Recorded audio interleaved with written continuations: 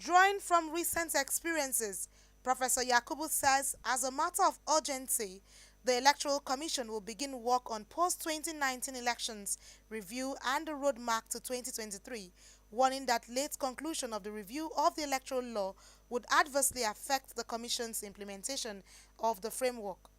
He added that there is a lot of work but very little time available, stating that as a process governed by law, the success of elections in Nigeria will depend to a large extent on the electoral legal framework and, most importantly, adherence to the law. To appeal to the senators-elect to please start work early and conclude work on the electoral legal framework in good time, well ahead of the 2023 general elections.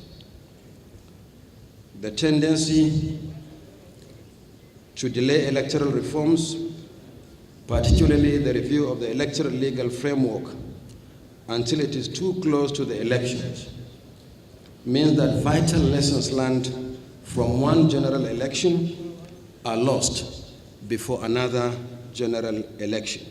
Even as the process of the 2019 have thrown up new challenges, some senators-elect of the 9th National Assembly expressed satisfaction with the conduct while outlining the agenda for their constituencies in the next 4 years. For me, and my constituency, representation is about bringing development. Representation is about bringing federal presence, to my constituency, which of course has begun in the last 4 years, and we have not quite achieved it in totality, like 100%. So next 4 years really is to complete the unfinished task of bringing federal presence in terms of projects. I'm talking of infrastructure. Well, it will always unfold. We are just coming in.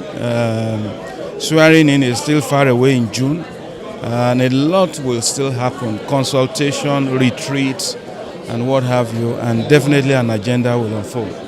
Thank you.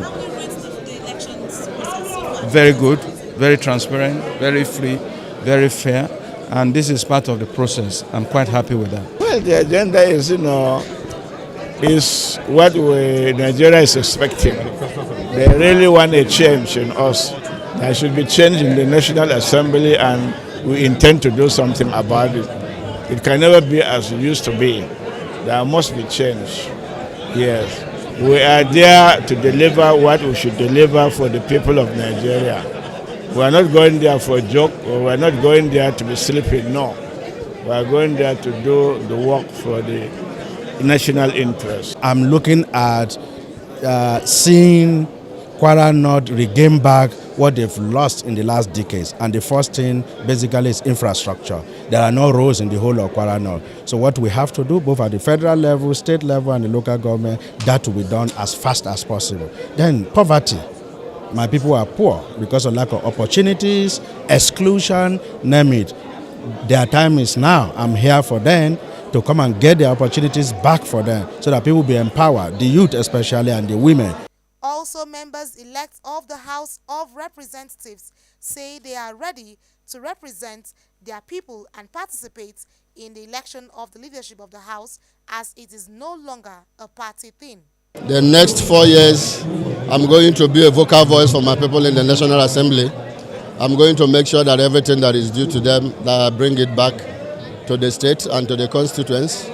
I'm going to fight for their rights, for their opportunities. And I'm going to contribute seriously in lawmaking in Nigeria, making reforms on the electoral law, just laws that generally are going to impact the lives of Nigerian people.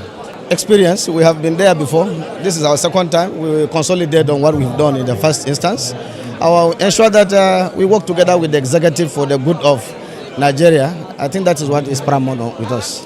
And I must say that women contributed to the victory of this election. So there must be something special for women, not just therefore, but something special for women.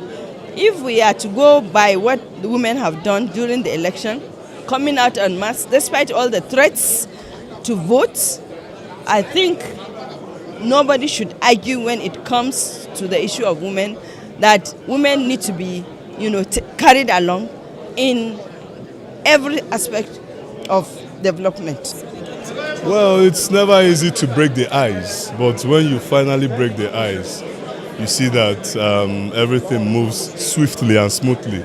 So I thank God for the good people of Ihiala because they made it possible. Without them, I wouldn't be here. A whole lot of good things for the people of Ihiala. We're expecting good infrastructural development. We're going to attract a lot. Stomach infrastructure, infrastructural development, empowerment at all levels. The interests of this country should be placed far above every other thing, because the fault lines are beginning to be very obvious, beginning to be very visible. And we are also continuing to aggravate them by the day. Therefore, one of the things we should do is to seek ways to ensure that Nigeria remains united. And one of such ways is to guarantee the process of leadership recruitment, whereby you will not invade the confidence of others because you want to take away their right to choose who decides for the people. Today marks the day of celebration for members of the National Assembly who are elected into office to run the next 4 years. And today, 360 members of the House of Representatives and 109 senators have been given the return certificate to run the office of the 9th Senate. A lot is awaiting them by members of their constituents, and they have promised to ensure that they give them the benefits of democracy. That's the dividends of democracy. I am Anita Patrick, reporting for Clearview Television.